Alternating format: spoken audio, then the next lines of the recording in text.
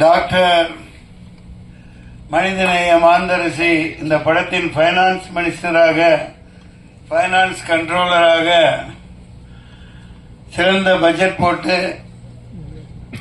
பல ஆயிரக்கணக்கான பேர்களுக்கு வேலை வாய்ப்புகளை கொடுத்து ஒரு இயக்குநரையும் உருவாக்கி உன்னதமாக அமர்ந்திருக்கக்கூடிய மாண்புமிக்க டாக்டர் தயாரிப்பாளர் மோகனா அவர்களே, மாண்புமிக்க இயக்குனர், மனிதவள மேம்பாடு சிறப்பாக ஆக வேண்டும் என்று இங்கே சிறப்பான புதியவர்களை எல்லாம் அறிமுகப்படுத்தி எனக்கு தெரிந்த 30 வருடங்களுக்கு மேல் இந்த துறையிலே போராடி இன்று வெற்றி பெற்று இயக்குனராக அறிமுகமாகி இருக்கின்ற மைதீன் அவர்களே, இசை புரட்சியாளன் சாதாரணமாக சொல்லக்கூடாது, இது அவருக்கான விழா. இத இடையில அங்க போயிட்டு வந்துடலாம். மிகப்பெரிய ஒரு போராட்டம் நீட்டுக்கு எதிராக நடந்தது. அதில் இவர் சொல்லிய கருத்துக்கள் உலகம் முழுக்க ஏற்றுக்கொள்ளக்கூடியதாகவும், இந்தியா முழுக்க இந்த ஆளும் வர்க்கத்தினரால் இப்போ 20-30 லட்சம் கோடிகளுக்கு மேலே கொள்ளையடிச்சு மோசடி பண்ணி பல ஆயிரக்கணக்கான மாணவ மாணவிகள் அனிதாவில் இருந்து சாவுக்கு காரணமா இன்னமும் ஒரு ஆதிக்க சக்திகள் தவறாக பயன்படுத்திட்டு இருக்கிறதுக்கு சம்மட்டியால் அடித்த மாதிரி ஒரு கருத்தை சொன்னார். நீங்கள் ஆட்டோ டப் பண்ணி இங்கிலீஷில் போடுங்க. அதாவது அவர் சொன்னது ரொம்ப ரொம்ப சிம்பிளான விஷயம். அவர் ஒரு உண்மையிலேயே நான் இசை புரட்சியாளர் சாதாரணமாக சொல்லலை. கண்கள் இரண்டால் பசங்க, இப்படி பல வெற்றி பாடல்கள் கொடுத்துருக்கார். தைப்பொங்கல் அந்த பாடல்லையும் ஆடிக்கவும் செஞ்சீங்க இல்லையா? அற்புதமான ஒரு உருவகம் வளர்ந்துட்டு வரையில் 2 வரி தான் அவர் சொன்னது. ஏன்னா நீங்கள் இப்படி போட்டு கோச்சிங் அது இதுன்னு போட்டு சாவடிச்சு இப்படி புளியறீங்களே, 11ஆம் வகுப்பு 12ஆம் வகுப்புல அந்த சிலபஸை வச்சு தொலைங்கடா நாதாரிங்களா. அது நான் சொல்றேன், திட்டி சொல்றேன். எவ்வளவு எளிமையான கருத்து பாருங்க. எதுக்கு அந்த சிலபஸை இந்த கோச்சிங் போட்டு கோடிக்கணக்கா கொள்ளையடிக்கிறாங்களே, நீ என்ன வெங்காயம் என்னமோ இளவ வை, அந்த படிப்பை 11ஆவது 12ஆவதுல வச்சு தொலைங்க அப்படின்னு பயங்கரமான ஒரு உண்மையை சொல்லியிருக்கார். அவர் பல அரசியல்வாதிகளுக்கு முன்னோடியா நெத்தி போட்டுல அடிச்ச மாதிரி ஒரு இதை பண்ணியிருக்கார். அதற்காக ரேட் சால்யூட் மிஸ்டர் ஜேம்ஸ் வசந்தர். மேலும் ஒளி ஓவியர், இந்த படத்தின் ஒளிப்பதிவாளர் மாண்புமிக்க டாக்டர் தில்ராஜு அவர்களே. நான் என்னடா மாண்புமிக்க டாக்டர்னு சொல்றான்னு சில பேர் யாராவது தப்பு கணக்கு போடுவாங்க. நீங்க அந்த மாதிரி உட்கார்ந்துருக்கீங்க டைரக்டர், தைரியமா இருங்க. 40-30 வருஷத்துக்கு முன்னாடியே 93 நினைக்கிறேன், என்னோட முதல் படம் வெளியிட்டப்ப டாக்டர்னு பட்டம் கொடுத்தாங்க அம்மாவுக்கு. நான் அப்ப சும்மா இருக்க மாட்டேன், ஏதாவது ஒன்று பண்ணிட்டு இருப்பேன். எனக்கு தெரியும். அது என்னோட படத்தில் 60 நடிகர்களுக்கு மேல போட்டு நானும் படம் எடுத்தேன். ராஜாதி ராஜகுலோத்துங்க, ராஜமார்த்தாண்ட, ராஜகம்பீர, காத்தவராய, கிருஷ்ண காமராஜன். நான் என்ன பண்ணனே, மாண்புமிக்க டாக்டர் நாகேஷ் அவர்கள், மாண்புமிக்க டாக்டர் மனோரமா அவர்கள், மாண்புமிக்க டாக்டர் குள்ளமணி அவர்கள், இன்னைக்கு போய் பாருங்க இருக்கும். முழுக்க 60 நடிகர்களை போட்டு விளம்பரம் படுத்தேன். தினத்தந்தியில் போட மாட்டேன்ட்டாங்க. அப்போ சில்க் ஸ்மிதா மேன் எனக்கு ஒரு பரிசா கொடுத்துருந்தாங்க, ஒரு கார் கண்டசா எடுத்துட்டு கிளம்புடான்னு எல்லாத்தையும் கூட்டிகிட்டு போயிட்டேன். நேராக போய் ஏன் எதனால இல்லைங்க, அது ஒரு மாண்புமிக்கங்கிறது மந்திரிகளுக்கு தான் போடுவோம், அப்படி எந்த புத்தகத்தில் இருக்கு? இல்லை நீங்கள் டாக்டர்னு போட்டிருக்கீங்க. நாங்கள் சினிமாவில் அவங்க 1000 படம் நடிச்சவங்க மனோரமா, அவங்கள நாங்கள் நேசிக்கிறோம், நாங்கள் பட்டம் கொடுக்குறோம், உங்களுக்கு என்ன? இப்போ போட்டு ஆகணும் போகணும்னு சொல்லிட்டு வந்துட்டேன். அவங்க போட்டாங்க. ஏன்னா தினத்தந்தி ஆதித்தனாரோட அற்புதமான நம்ம தமிழ் உணர்வாளர். அதுபோன்று நம்ம கௌரவிக்க வேண்டியது நம்ம கடமையா இருக்கு. நம்ம தொழிலை நம்ம கேவலமாகவும் இதாகவும் பேசுறதுனால தான் மிகப்பெரிய அழிவுக்கு உள்ளாகிட்டு இருக்கோம்.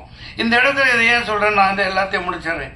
மோகன்ராஜன், ஆகா எங்கப்பா அடி நிறுத்துறே, என்ன எட்டி பின்றாரப்பா, கட்டா குஸ்தி சம்பவக்காரி, என்ன சம்பவம் பண்ணிட்டாப்பலப்பா. எங்க இருந்து தான் இந்த லிரிக்ஸ் அவருக்கு கிடைக்குதோ அடி பின்றாரு. மோகன்ராஜன் பாடலாசிரியர் அவர்களே, நிலவை பார்த்திபன் அவர்களே, வினோதினி வைத்தியநாதன், சும்மா இருக்கிறாங்களா பாருங்களேன். இந்த வயசுலயே அவங்க அப்பாவை கூட வச்சுக்கிட்டு ரீல்ஸ் போட்டு அப்பாவை விட்டு கொடுக்காம பிள்ளையா கவர்மெண்ட்டுக்கு எதிராக அடி சமட்டி அடிக்கிறாங்க. அவரை தைரியத்தை பாராட்டலாம். நடிகர் தோழர் மாண்புமிக்க ஜெயபிரகாஷ் அவர்களே, பிரசன்னா பாலச்சந்திரன், அருவி மதன், கவிதா பாரதி அவர்களே, இயக்குனர் மூர்த்தி அவர்களே, அக்ஷயா அவர்களே, சஞ்சய் அவர்களே, மாண்புமிக்க கோகுல் அவர்களே, நிகில் கணேஷ்குமார் அவர்களே, ஜெயசீலன், கலை இயக்குனர் ஜெயசீலன் அவர்களே, MS பிரபு அவர்களே, கொஞ்சம் மற்றவங்கெல்லாம் போயிட்டு நல்ல கொஞ்சம் டைம் இருக்குன்னு நினைக்கிறேன். அனைவருக்கும் நெஞ்சார்ந்த வாழ்த்துக்கள். இப்போ கதாநாயகனுக்கு வருவோம். இவர் என்ன அநியாயம்பா, அதாவது நம்ம ரசம் குடிச்சிருக்கோம். எனக்கு எலுமிச்சை ரசம் பிடிக்கும், பூண்டு ரசம், அப்புறம் என்ன தக்காளி ரசம், புளி ரசம், படப்பிடிப்பில் ஆச்சரியமாலாம் பொள்ளாச்சி அங்கங்கே படப்பிடிப்பில் அந்த காலத்தில் எங்களுக்கு மல்லிகைப்பூ ரசம்லாம் செஞ்சு தந்திருக்காங்க. ரொம்ப அற்புதமாக இருக்கும். மல்லிகைப்பூ தேநீர் டீ தந்திருக்காங்க. அந்த மாதிரி பல ரசங்களை நம்ம குடிச்சிருக்கோம். ஆனால் இவங்க பாருங்க, இந்த நடிப்பில் பயங்கரமான ஒரு பல ரசத்தை புழிஞ்சிட்டு இருக்காங்க பாருங்க. கதாநாயகன் கதாநாயகி அடேங்கப்பா, அண்ணலும் நோக்கினால் அவளும் நோக்கினால்னு ஈருடல் ஊர் வீரா அசத்தலான ஒரு காதல் ரசத்தை பிழிந்து கொண்டிருக்கிறார்கள். அந்த குழந்தைக்கு வாழ்த்துக்கள். நல்ல அற்புதமா இருக்கு. உஷாரா என்ன பண்ணிட்டாருன்னா, நம்ம துஷந்த் கதாநாயகன் இது கொரோனா வந்துடக்கூடாதுன்னு கண்ணாடி போட்டார். கண்ணாடி போட்டு அற்புதமா இருக்கு, பார்த்துக்கிட்டே இருக்கலாம் போல இருக்குப்பா. நல்ல பேர் கிடைச்சிருச்சு தமிழ்நாடு தமிழ் ரசிகர்களுக்கு. அப்படி ஒரு ஜனனி பெரிய அளவுக்கு வருவீங்க, அற்புதமா இருக்கு. இங்க நான் ஏன் இங்க பாருங்க, அதே நேரத்தில் இந்த பேப்பர்ல எல்லாம் ஒரு விஷயத்த நீங்க இன்னையிலிருந்து அது மாறணும். இந்த சின்ன சின்ன இடத்துல டெக்னீஷியன் பேரை போடுறாங்க, ஹீரோக்கள் பேரை பெருசா போடுறாங்க. போட்டுக்குங்க, தப்பில்லை. ஆனா இந்த இருட்டடிப்பு பண்ணாதீங்க. இப்ப தொழில்நுட்ப கலைஞர்கள் கொஞ்சம் பேர் நடிகர்களை இங்க சொல்லிட்டோம். விளம்பரம் காப்பக்கம் வரும், பேர் பெருசா இருக்கும்.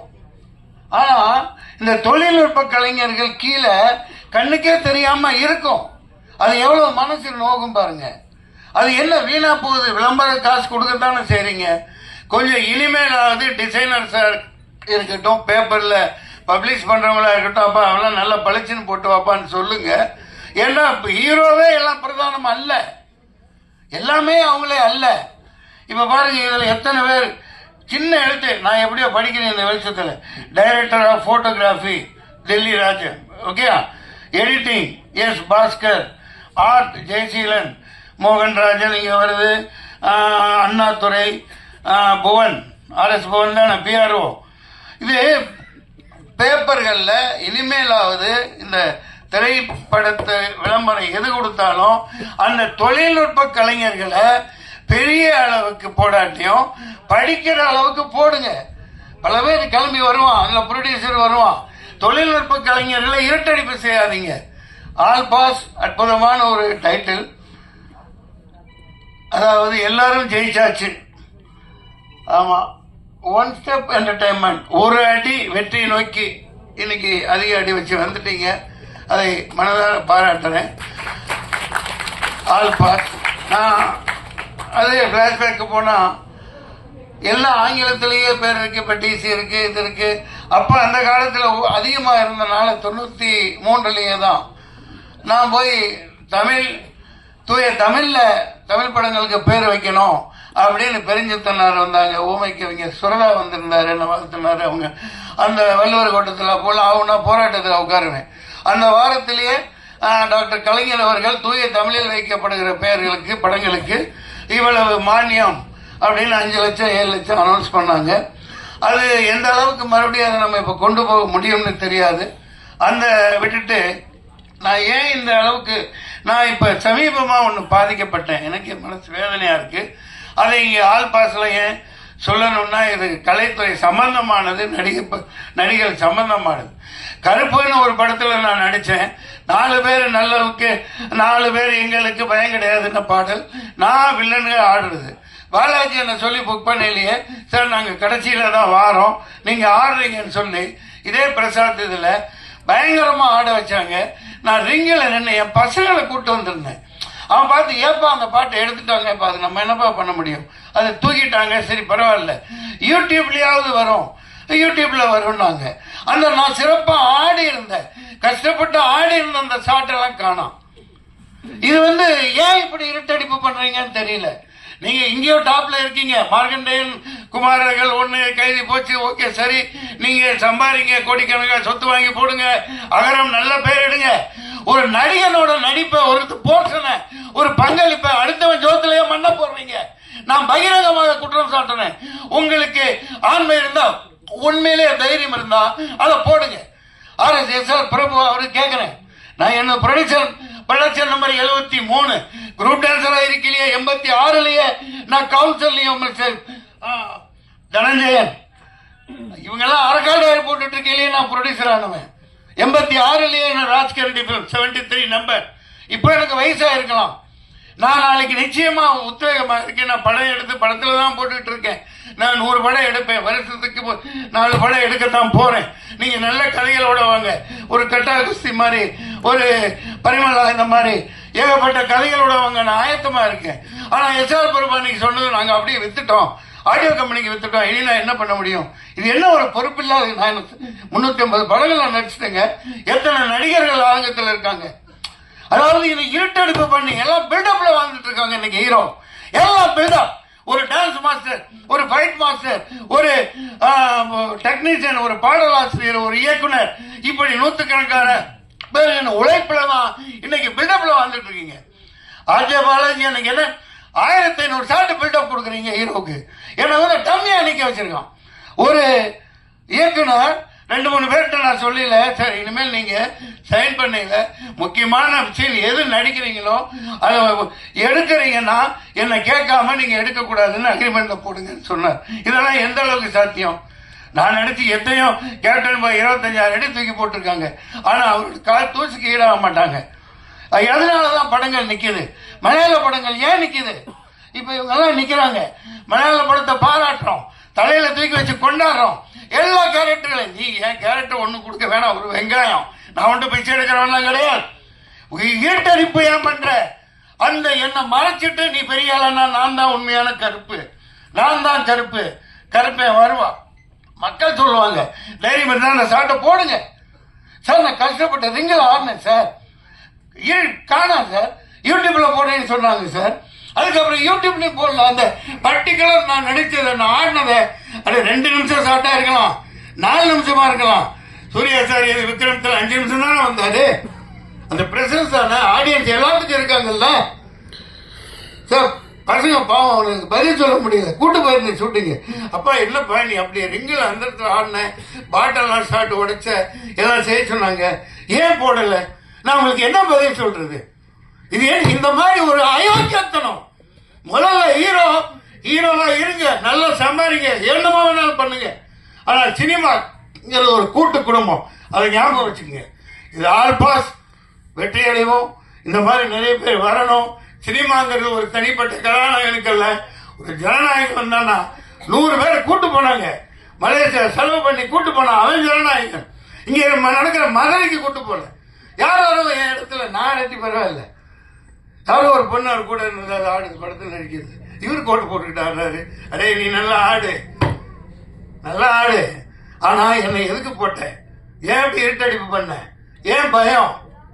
2 நிமிஷம் ஷார்ட்டா இருக்கட்டும், 4 நிமிஷமா இருக்கட்டும், நீ போடு, காட்டு, மக்கள் பார்த்துக்கோங்க. உனக்கு தானே பேர் வருது, உன் கம்பெனிக்கு தானே பேர் வரும். அந்த மாதிரி பகிர்ந்து கொடுக்க மாட்டேங்கிறாங்க. தனிச்சேன் நீங்க என்ன என்சைக்ளோபீடியா? இதுதான் இதை மாதிரி நோட் பண்ணுங்க. சும்மா டாடா போட்டுட்டு போறதுக்கு ஆள்பார் நல்லா இருக்கார், நல்லா ஓடும், ஏய் நல்லா இருந்தா தான் படத்தை பார்ப்பான். ஒவ்வொருத்த கண்ட்ரிபியூஷனை காட்டு. இந்த பிரசாந்த் எவ்வளவு கஷ்டப்பட்டு போட்டிருப்பாரு, எப்படி பேர் வாங்கியிருப்பாரு. அவர் உழைப்பை சுரண்ட நான் மறைச்ச சும்மா இருப்பாரா? I don't care. I care a damn about others. Shame on them. மக்கள் இருக்காங்க, இதை சொல்லியிருக்கேன் பாருங்க. உடனே இது வச்சிருக்காங்க, அந்த ஐடி லிங்க் வச்சுக்கிறாங்க. எவங்களுக்கு வேலை கொடுக்குறானுங்களோ இல்லையோ கீழே போய் எழுதுவானுங்க. நீ உன் பையன் கஞ்சா பைத்தியக்காரன் நான் நினைக்கல. என்னமோ காலேஜ் பையன் கொடுத்துருக்கான், சாப்பிட்டுருக்கான், அது இன்னமோ சொல்லிட்டு இருக்காயா.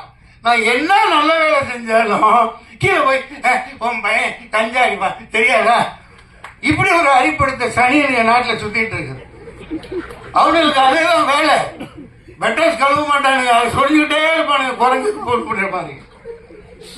ஆல் பாஸ் அற்புதமான பெயர்.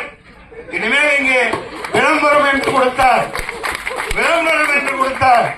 ஒவ்வொரு தொழில்நுட்ப கலைஞனும் மரியாதை செய்யப்படணும். ஒவ்வொரு தொழில்நுட்ப கலைஞனும் திறந்தன்னைக்கு தினகரன், ஒவ்வொரு விளம்பர மீடியா எல்லாத்துக்கும் நான் சொல்லிக்கிறேன். இது என்னுடைய உத்தரவு, என்னுடைய கட்டளை, என் சாசனம். ஒவ்வொரு தொழில்நுட்ப கலைஞரின் பேரை ஈட்டடிப்பு பண்ணாத, அனைவருக்கும் பகிர்ந்து கொடுத்து ஈரவாவாடு. நன்றி, வணக்கம், வாழ்த்துக்கள்.